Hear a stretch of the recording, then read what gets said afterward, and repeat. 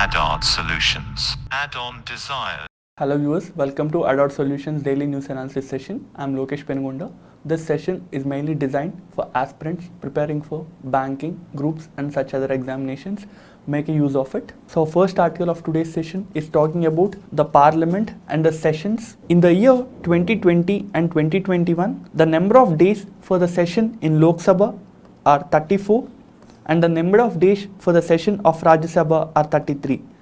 This is the lowest number of sessions in a year for both Lok Sabha and Rajya Sabha. This is mainly because of the COVID pandemic.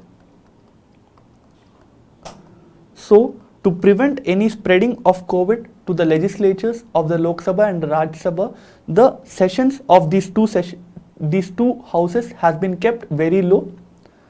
Now, we'll see various terms and various conditions which are connected to the houses of the parliament. First, we'll see the sessions of the parliament. The summoning of the parliament is specified under Article 85 of the Constitution. So, what is this summoning? To call the MPs of Lok Sabha and Rajya Sabha to begin the houses and to discuss various issues in the houses. There is a need to call them, there is a need to summon them. This is specified under the Article 85 of the Constitution. Next, the power to convene a session of parliament rests with the government. The decision taken by the Cabinet Committee on Parliamentary Affairs will be formalized by the President, in whose name MPs are summoned to meet for the session. So what this is saying is that whenever the government wants to call in the session for any of the houses, then first the Cabinet Committee of Parliamentary Affairs will meet, and after taking a decision, this decision will be given to the President, and the President is the one who will call this session, and it is in the name of the President the MPs will be called for the sessions. Next, we will see that India does not have a fixed parliamentary calendar. That is, there is no specific dates for starting and ending the sessions. That is, let's say we know that the Independence Day falls on August 15th. Similarly, we observe many days like Friendship Day, Valentine's Day and many other days. But when it comes to the parliamentary sessions, there is no specific date. And also, even the Constitution does not specify the amount of days that should be, also the Constitution does not specify how many days the session should go on. And also, it does not define how many times the MPs of Lok Sabha or the Rajya Sabha have to meet. So by convention, we meet 3 times a year. That is, by general traditional terms, the MPs of each house meet 3 times for 3 sessions in a year. So what are these sessions? The first and the longest session is the budget session. So when is this budget session started? This budget session starts on the end of January and it ends on the last week of the April or the first week of the May. So as you can see here, from the end of January to start of May, the session for budget takes place. So as you can see that this is a long duration and this is the longest session of the parliament. The second session happens during the time of monsoon, so this is called as monsoon session. It occurs just for 3 weeks. It begins in the month of July and it finishes in the month of August. So only for 3 weeks the monsoon session takes place, and there is a third session called as winter session. This is from November to December. So these are the 3 sessions where both houses of the parliament meet generally. Earlier we've seen how the president summons 2 houses. Now we'll see the constitutional backing of these sessions. In the Constitution, it is said that the gap between the 2 sessions of the parliament cannot exceed 6 months. That is, there should not be any gap between 2 houses, 2 sessions of a house, 2 sessions of a house for more than 6 months. That is, let's say if we have a session in January, then within 6 months the next session of the house should meet. So as you can see here, within 6 months one more session should happen. So every year we'll have at least 2 sessions. This is the only mandation, this is the only concept that is given in the constitution. So technically, even if the houses meet at least 2 times a year, then this will be valid and there is no need for the third session to take place. Next, we have something called as adjournment. What is adjournment? Adjournment terminates the sitting of the house. That is, let's say the Lok Sabha meets on 1st of January, 1st of March, and on 3rd of March, if the presiding officer says that the house is adjourned and the house will resume on the 7th, then it means that between the 3rd and the 7th, there won't be any sittings of this session. This is what adjournment means. It in a simple way means the house session will be postponed for a specific time period. Let's say for a week the house session will be postponed, for a month it will be postponed. So for most of the times, when the house will resume will be stated by the presiding officer, but if there is no specific date given on the resumption of this house, then it is called as adjournment sine die. That is, if the meeting is terminated without any definite date or definite fixed period for the next meeting, then it is called as adjournment sine die. Next, we have something called as prorogation. What is prorogation? Prorogation is the ending of the session. Earlier, we have seen the session can be adjourned, that is, it can be suspended, it can be postponed for a specific time period. But if we have to end the session completely, then we have something called as prorogation. So prorogation is the end of the session. A prorogation puts end to the session.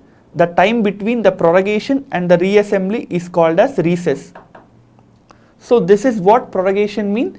And next we have a quorum. So what is quorum? Quorum is the minimum amount of number of MPs in either house that should be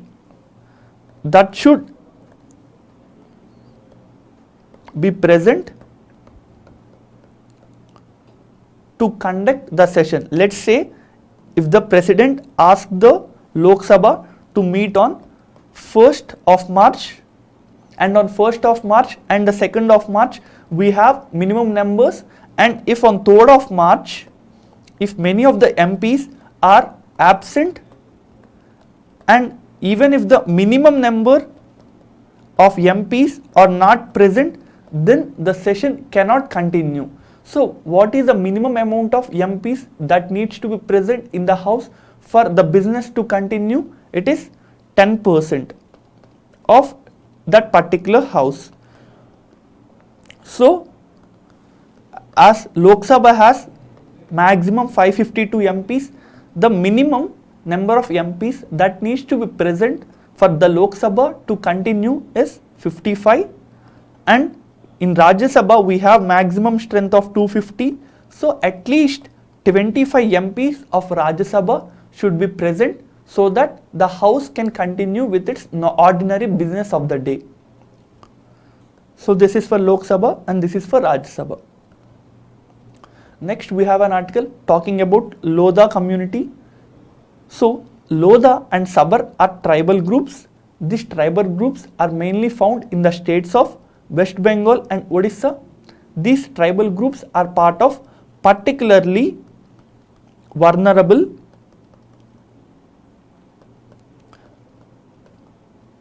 tribal groups. Before going to PVTGs, we should note that the population of tribals in the country is 8.6% of the total India's population. And among this 8.6% tribal population, some tribals are more underdeveloped compared to other tribals. That is, let's say there are 300 tribal groups and there might be 10 tribal groups which are more underdeveloped than the rest 290 tribal groups. So to provide more facilities and to provide more opportunities for the development most underdeveloped tribes, there was a concept called as particularly vulnerable tribal groups. Now we'll see about it. In the year 1973, the Debar Commission has created something called as primitive tribal groups. So what are these primitive tribal groups? The Debar Commission has said that these groups are less developed among the tribal groups. That is, among the tribal groups, these are more underdeveloped.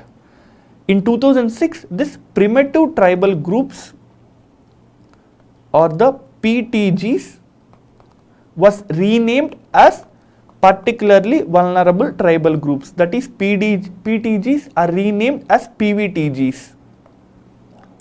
In the year 1975, what happened was the government was able to identify and declare 52 tribal groups as part of this PVTGs. And later on in the year 1993, 23 more groups were added into this category. So 52 categories, 52 tribal groups in the year 1975, 23 more tribal groups added to this category in the year 1993. So now we have 75 tribal groups which are made part of particularly vulnerable tribal groups. So we should also note that among the 75 tribal groups of the total 705 tribes in India, they mainly reside in states of Odisha, Andhra Pradesh, Jharkhand, Madhya Pradesh and Chhattisgarh. So this is the list. You can note it down. Next, we have an article talking about India and Pakistan holding a brigade commander meet. This was to discuss ceasefire implementation.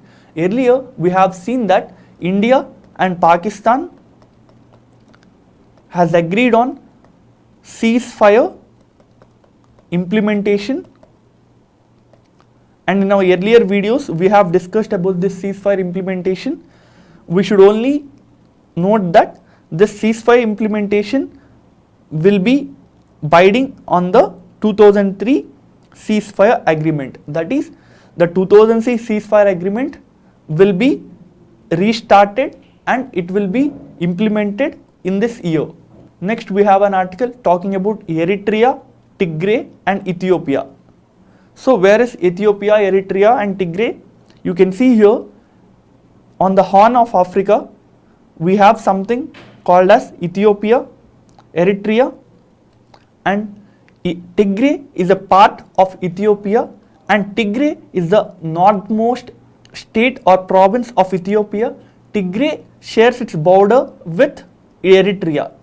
As there was a civil unrest in Tigray region, to quell the civil disorder, the troops of Ethiopia and the troops of Eritrea went to the Tigray region. And now the Ethiopian Prime Minister Mr. Abiy Ahmed has stated that the Eritrean forces which are present in the Tigray region will go back. Now we'll see the capitals of these two countries. Asmara is the capital of Eritrea. Addis Ababa is the capital of Ethiopia. So Eritrea, Ethiopia and Tigray are part of Africa, and Ethiopian Prime Minister is Mr. Abiy Ahmed, and he was awarded Nobel Peace Prize. Next, we have an article talking about Suez Canal being blocked. So where is this Suez Canal? It is in Africa, it is in Egypt. So we'll see what is Suez Canal. Suez Canal is an artificial sea level waterway in Egypt. It connects the Mediterranean Sea to the Red Sea. As you can see here, it connects the Gulf of Suez, which is Red Sea. You can see here Red Sea and Mediterranean Sea. So the Suez Canal connects these two waterways. This was opened in the year 1869, and this Suez Canal is constructed on the Isthmus of Suez. So what is this isthmus? Isthmus is a narrow piece of land connecting two larger areas. You can see here the Panama Isthmus, which is connecting North America and the South America. So take an example of this. While understanding this, isthmus is a narrow piece of land connecting two larger areas across an expanse of water by which they are otherwise separated. So you can see here how Panama is connecting two larger land masses, that is North America and South America, and this Panama is separating two larger water bodies, that is the Pacific Ocean and the Caribbean Sea. So similarly, in the case of Egypt, this Isthmus of Suez is connecting two larger land masses, that is it is connecting Asia with Africa, and also at the same time it is dividing two water bodies, that is the Red Sea and the Mediterranean Sea. So Isthmus of Suez is in Egypt and Isthmus of Panama is in Panama. Next we have an article talking about Japanese contribution to the Andaman and Nicobar Islands Development Project and Japanese investments in the metro project of the Delhi Phase 4. So in this image you can see that for the Phase 1 and Phase 2 projects of Delhi Metro, huge funding has been provided by JICA. So what is the JICA? It stands for Japanese Investment Corporation Authority. And now there is a news which is stating that the Japanese Investment Corporation of Authority is planning to invest nearly 8,390 crores as a loan to the Phase 4 of Delhi Metro. So there can be a question which can ask which country or which organization is providing the major funding for Delhi Metro. So it will be Japan or the JICA, and also related news is that Japan is providing first ever grant or first ever development assistance to the Andaman and Nicobar Islands. Earlier, the Japanese government or JICA has provided loans or development assistance to many states, but this is the first time Japan is coming forward to provide development assistance to the Andaman and Nicobar Island region, where we have seen the Niti Aayog's plan for development of Little Andaman. Next we have an article where 15th Finance Commission Chairman Mr. N.K. Singh recommending that the health subject be transferred from state list to the concurrent list. So to understand the concurrent list, we should know the 7th schedule. Of the 12 schedules of the Indian Constitution, 7th schedule deals with the list of subjects that are given to union, the state and the concurrent, that is whatever subjects that are given under the union list, the parliament is able to make laws on this list. Whatever subjects that are in the state list, only the state alone can make laws on it, and whatever subjects which are in the concurrent list, both the parliament and the state legislature can make laws on this. So we have three lists called as union list, state list and concurrent list, and union list have powers over 97 subjects. Earlier, now it has 100 subjects, and the state list contains 61 subjects, whereas the concurrent list has powers over 52 subjects. So some subjects under the state list are police, health, public order. So some subjects under concurrent list are education, forests. Similarly, some subjects under the union list are armed forces, that is the army, navy and such other forces, international relations. So these are various subjects which the union government or the parliament can make laws on. Now the 15th Finance Commission Chairman Mr. N.K. Singh has stated that the health subject which is under the list of state should be transferred to the concurrent list. The main objective of this transferring is that when the health subject is in the concurrent list, both the parliament and the state will make laws on it, and both these organizations or both the parliament and the state will provide more funds to this. So The main objective of this decision, of this recommendation, is to provide more funding to the health. So these are various subjects that are taken up from the newspaper. With this, we end this session. Thank you. Add-on solutions. Add-on desires.